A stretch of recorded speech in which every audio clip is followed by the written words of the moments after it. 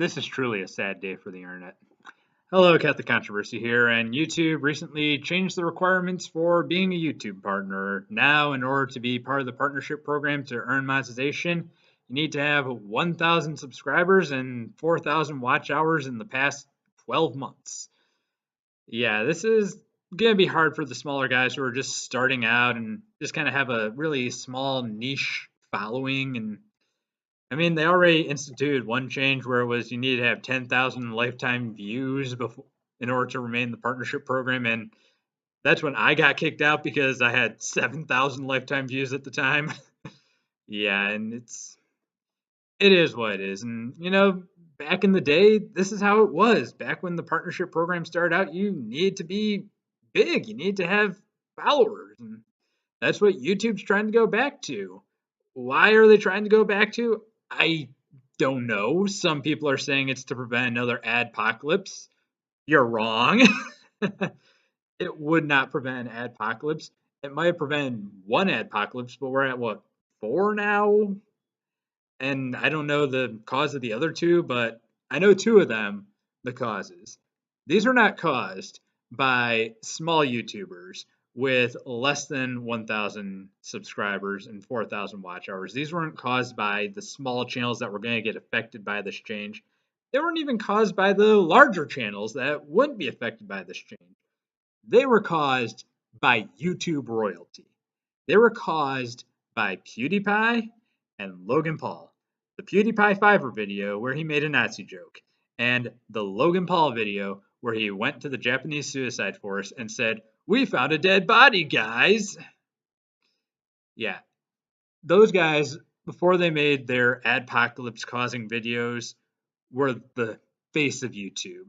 Before the Fiverr video, PewDiePie was everywhere. PewDiePie had his own YouTube Red series. PewDiePie was constantly partnering with YouTube. YouTube was constantly reaching out to PewDiePie to go do all sorts of different events and whatnot.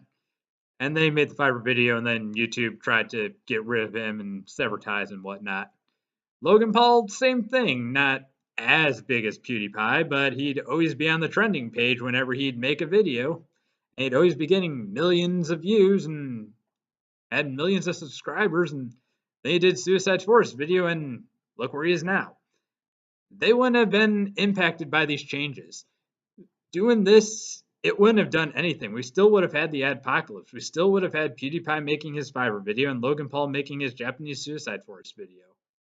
So this is like going to the doctor with your leg broken, bending the wrong way, and having a cast put on your arm. So yeah, here's the thing. I've been on the internet for 9 years now. I've been consuming internet media even longer than that, 12, 13 years or whatever. And the internet has changed a lot. I was one of the first creators that YouTube reached out and said, "Hey, want to join the Everyone's a Partner program?" They saw that I didn't have any community strikes. They saw that I've been uploading content pretty frequently back then, and that's when I kind of first started out. And it was neat, I guess, but it didn't really do anything. And I kind of saw things change. I saw people trying to get more into it, and I saw one other thing change. You see, back in the day, there were YouTube alternatives. There was Atomfilms, there was Blip, there was Revver, there was Break, there was the metacafe revenue sharing service, there was bitlanders / Filmanics, and those were alternatives that you could go to help promote your content, push your followers there to get them to see the videos early, and you could earn ad revenue that way. Derek Alexander, the Angry Video Game Nerd, that's how he got all of his partnership money before he became a YouTube partner. That's how he was able to keep the show going. He would push viewers to his Blip channel. Animat from Animation Lookback, Electric Dragon 505, that's what he would do. You'd get a week early and you'd be able to see his videos a week early on Blip, where he would be able to get revenue before he was accepted into the YouTube partner program. And that's what a lot of YouTubers would do. They would join Blip or Revver, or did anyone besides Nostalgia Critic join Vessel? I don't know, but they'd find an alternative and they'd push their users there.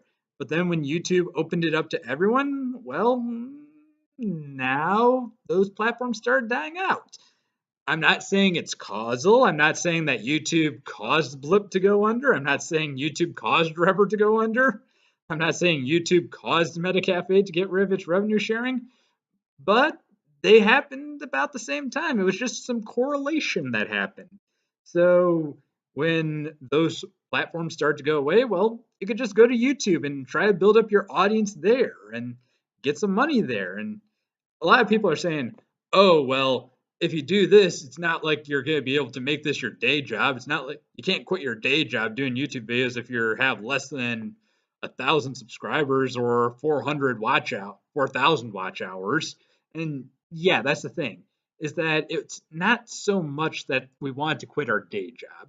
When I was getting revenue through bitlanders before they stopped doing revenue on videos, I used it to improve my show. I bought a microphone for my computer and I bought an audio recorder to record podcasts on the go. And it greatly improved my content. Before I was just doing crappy little videos on my little tiny dumb phone and the audio quality was horrible, the video quality was horrible. Then when I got the audio recorder, because Bitlanders was paying me to it, I was able to reinvest it into my show and make it a lot better.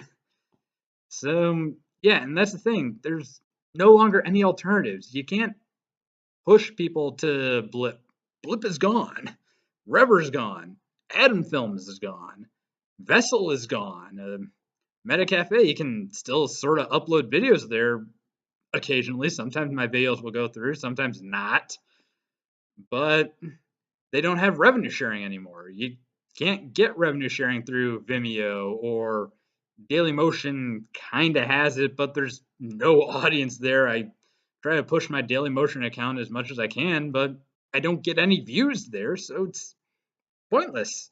There's no alternatives anymore. So what's a small creator to do? I mean, Patreon and other sponsorships and whatnot don't necessarily work. I've had a Patreon for years, a year now. I haven't gotten really any clicks on it. I have a Bitcoin faucet rotator that I bought. People can get free Bitcoin, Litecoin, Dogecoin, and Ethereum, and Dashcoin and Bitcoin Cash. I've added those as well, and I don't get any clicks on those either. So it's not like there's going to be a whole lot of high attachment to that. So it's just hard. Yeah, YouTube's going back to kind of how it was, but the internet as a whole isn't that way anymore. YouTube is basically the only monetized game in town. You can't James the Angry Video Game Nerd.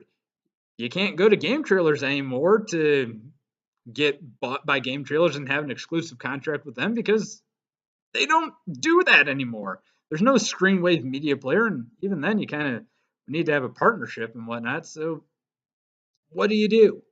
There's no more alternatives, and it's just hard. So yeah, best you can do is just try, keep at it. I mean, I've been doing it for 8 years, 9 years now, and I know that if I were to put my Pokematic and Happy Gamer videos up here on YouTube, I'd probably be able to make it back into the partnership program. But I like kind of being small, but that's just me. But 1,000 user subscribers, 4,000 watch hours, as long as you're not doing animation and short videos and whatnot, you try, you'd probably be able to get to it. It's not like the old days where YouTube, there were a couple million people on YouTube. Now we're probably into the billions of people. There's hundreds of millions of users out there.